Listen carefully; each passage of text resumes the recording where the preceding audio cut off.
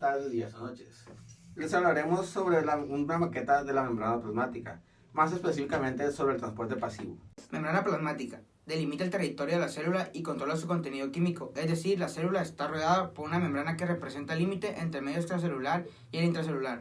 A través de ella se transmiten mensajes que permiten a la célula realizar numerosas funciones. Por ejemplo, regulan el paso de sustancias hacia el interior de la célula y viceversa. Permiten el paso de ciertas sustancias e impiden el paso de otras, actuando como barrera de permeabilidad selectiva. Es una estructura continua que rodea la célula. Aísla y protege la célula del ambiente externo. Los principales componentes de la membrana plasmática son los lípidos, fosfolípidos y colesterol, las proteínas y grupos de carbohidratos que se unen a algunos de los lípidos y proteínas. Los fosfolípidos son todas estas pequeñas bolitas anaranjadas, las cuales dispuestas en una bicapa conforman la estructura básica de la membrana plasmática. Son adecuados para esta función porque son anfipáticos, es decir, tienen regiones hidrofílicas e hidrofóbicas. La región hidrofílica que ama el agua de un fosfolípido es su cabeza. La parte hidrofóbica o parte que del agua de un fosfolípido consta de sus largas colas de ácidos grasos no polares. Las proteínas son el segundo componente principal de la membrana plasmática. Existen dos categorías importantes de proteínas de membrana: integrales y periféricas. Las proteínas integrales son aquellas que cruzan la membrana y aparecen a ambos lados de la capa de fosfolípidos.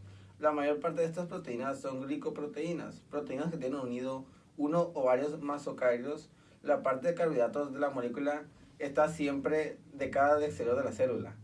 Las proteínas periféricas, estas no se extienden a lo ancho de la capa, sino que están unidas a la superficie interna o externa de la misma y se separan fácilmente de la misma. Las cadenas de carbohidratos son el tercer componente principal de las membranas plasmáticas. Es un conjunto con las proteínas de membrana. Estos carbohidratos forman marcadores celulares distintivos, algo semejante a credenciales de identificación moleculares, que les permite a la célula reconocerse entre ellas. Estos marcadores son muy importantes para el sistema inmunitario, ya que permiten a las células inmunitarias diferenciar entre las células propias del cuerpo, a las que no deben atacar, y a las células o tejidos extraños, a los que sí deben atacar. El colesterol es otro tipo de molécula de lípidos de la membrana plasmática. Está constituida por colesterol, que contribuye a que la doble capa lípida sea menos fluida y permeable. Esto debido a su rígida estructura cíclica esteroide, que se interpone entre las colas de los fosfolípidos, a lo que disminuye la capacidad de movimiento de los ácidos grasos, provocando el desdocimiento de las membranas plasmáticas. Transporte pasivo. El transporte pasivo es un tipo de transporte de membrana que no requiere de energía para mover sustancias a través de las membranas celulares, en lugar de usar energía celular como el transporte activo. El transporte pasivo se basa en la segunda ley termodinámica para impulsar el movimiento de sustancias a través de la membrana celular. Fundamentalmente, las sustancias siguen la primera ley de Fick y se mueven de un área de alta concentración a una baja concentración, porque este movimiento aumenta la entropía del sistema general. La tasa del transporte pasivo depende de la permeabilidad de la membrana celular, la cual a su vez depende de la organización y características de los lípidos y las proteínas de la membrana. Los cuatro tipos principales de transporte pasivo son la difusión simple, la difusión facilitada, la filtración y la ósmosis. La difusión simple. La difusión es el movimiento neto de la materia desde un área de alta concentración un área con menor concentración. La diferencia de concentración entre las dos áreas a menudo se denomina gradiente de concentración y la difusión continuará hasta que se elimine este gradiente.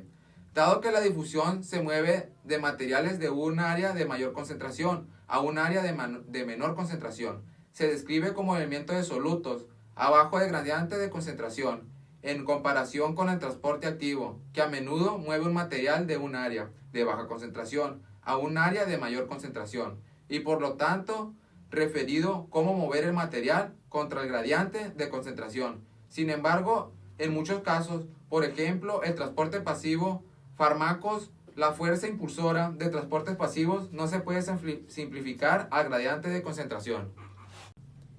La difusión facilitada, conocida como transporte facilitado o transporte mediado pasivo, es el proceso de transporte espontáneo de moléculas o iones a través de una membrana biológica, a través de proteínas integrales transmembrana específicas. Al ser pasivo, el transporte facilitado no requiere directamente energía química de hidrólisis de ATP. en el paso de transporte en sí. Más bien, las moléculas y los iones se mueven a favor de su gradiente de concentración, lo que refleja su naturaleza difusiva. La ósmosis es un tipo de difusión donde el principal solvente en los sistemas biológicos de las moléculas de agua pasan a través de una membrana semipermeable, desde una región donde existe una mayor concentración de estas moléculas a otra de menor concentración. Nosotros decidimos hacer este transporte de difusión facilitada ya que se realiza mediante canales, los cuales son de proteína que atraviesa la membrana y forman túneles hidrolóficos a través de ella, lo que permite que sus moléculas blancas pasen por difusión. Los canales son muy selectivos y solo aceptan transportar un tipo de molécula.